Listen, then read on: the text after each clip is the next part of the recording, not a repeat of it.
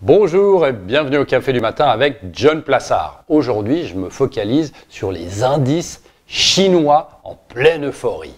Après avoir atteint son plus bas niveau en 52 semaines le 23 mars, le CSI 300, c'est un indice des 300 plus grandes valeurs de Chine continentale, a fait un bond spectaculaire de 35%. Le rallye du marché boursier chinois a catapulté littéralement le cours des actions à leur plus haut niveau depuis 5 ans. La progression des marchés chinois a été alimentée par d'importants volumes dans un contexte de visibilité et de liquidité accrue des bénéfices, ainsi bien évidemment que le soutien réglementaire et politique. Les actions A chinoises bénéficient du lancement de nouveaux fonds et de l'ouverture de comptes pour les investisseurs particuliers dans le cadre d'un soutien réglementaire et de la réforme en cours du marché boursier chinois.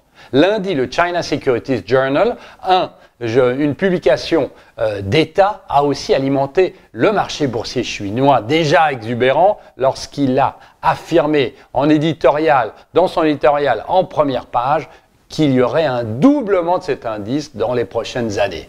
Le journal a exhorté les investisseurs à acheter des actions. Alors que Goldman Sachs prévoit, par exemple, que le CSI 300 devrait progresser de 15% au cours des 3 prochains mois, il s'attend à ce que l'indice boursier s'effondre à 4600 points d'ici l'année prochaine. Il y a de bonnes raisons de penser que ce rallye boursier fébrile ne durera pas.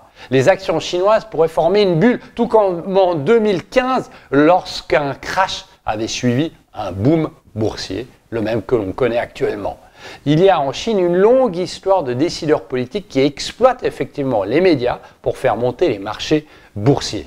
Souvent, cela, comme on l'a vu en 2015, ne se termine pas très bien. Ceux qui soutiennent que cette fois-ci c'est différent prennent comme exemple la reprise rapide économique de la Chine après la pandémie du coronavirus. Aucun nouveau cas de virus n'a, par exemple, au niveau sanitaire, été signalé à Pékin, hier, le lieu des récentes craintes d'épidémie. Le rebond est évident dans les données économiques puisqu'on voit que l'activité manufacturière, les bénéfices industriels et les ventes au détail se redressent tous de manière agressive.